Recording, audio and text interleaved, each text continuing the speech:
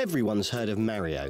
A lot of non-gamers have heard of Zelda too, but somehow Kirby has remained just outside the public consciousness. It's strange really, when you consider that Kirby games were always intended to be more accessible to non-gamers.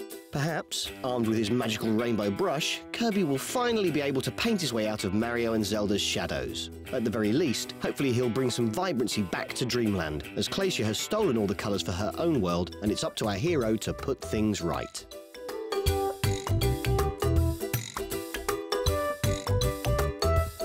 In previous Kirby games, you might have found yourself with access to a large number of abilities to copy, but here they're far more regulated, as was the case in Epic Yarn. The game picks up where the Nintendo DS's canvas curse left off, with your friendly paintbrush being the main weapon in your arsenal. Throughout the game, you'll be scribbling on the Wii U's touchpad in order for her to create paths that Kirby can follow, once you've given him an encouraging nudge with the stylus. In a way, it's a bit of a shame. The game's claymation-style graphics look gorgeous on your TV, but you'll spend the entire time watching on the smaller, lower-resolution gamepad screen.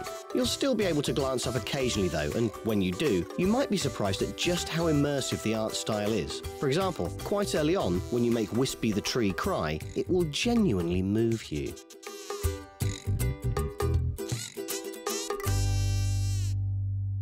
In a way, it's a bit of a shame. The game's claymation-style graphics look gorgeous on your TV, but you'll spend the entire time watching on the smaller, lower-resolution gamepad screen. You'll still be able to glance up occasionally though, and when you do, you might be surprised at just how immersive the art style is. For example, quite early on, when you make Wispy the tree cry, it will genuinely move you.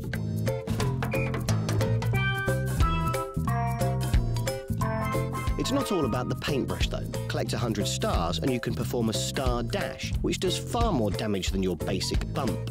More significantly, at several points in the game you'll encounter levels where you'll almost exclusively be taking advantage of a new ability, or more specifically, vehicle. The first one you'll encounter is the tank. It's a welcome change of pace from what you'll have been getting used to, and sees the stylus used for firing bullets, which is lucky given the volume of enemies you'll find yourself unstoppably moving towards. Later on, when you get to the underwater levels, you'll be given the chance to take the helm of a submarine. Controls-wise, it's the exact opposite of the tank, as you'll be firing bullets constantly whilst your stylus chooses where you'd like to move to. It's worth noting that the underwater levels are actually some of the most enjoyable in the game, whereas, as you'll know, they can often be the most infuriating moments if designed badly. Even more fun is to be had when it comes to our favourite transformation of all, the rocket. A real change in pace, literally, you'll find yourself hurtling along at quite a speed. Fortunately, the game lets you plan your route when time is really against you, which brings a satisfying puzzle element to the gameplay, albeit a somewhat frenetic one.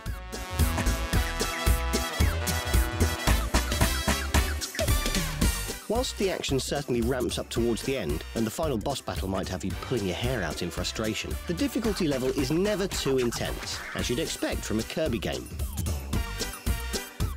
It does offer plenty of replay value for more seasoned gamers though. Each level contains 5 treasure chests to collect, some of which will really test your abilities with your brush. Challenge sub-levels are also hidden throughout, plus there's the chance to collect a page from your secret diary at the end of each stage. For those who find all that too much to handle, the game offers the option to skip a level after you've lost 4 lives, so even if you might not be the most advanced of gamers, you'll still get to see everything it has to offer.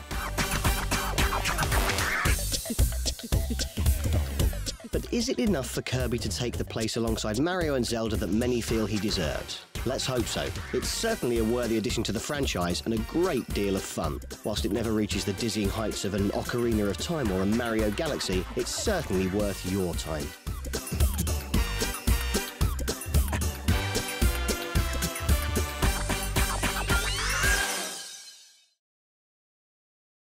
Developers have made the wise decision to avoid lengthy, unskippable pauses upon death. Cardinal sin in the constant fast-paced world at various points, not least on the occasional boss here and there, where you'll be they're keen to get largely to safety cosmetic as quickly and do as little to possible. take away from the enjoyment of the game.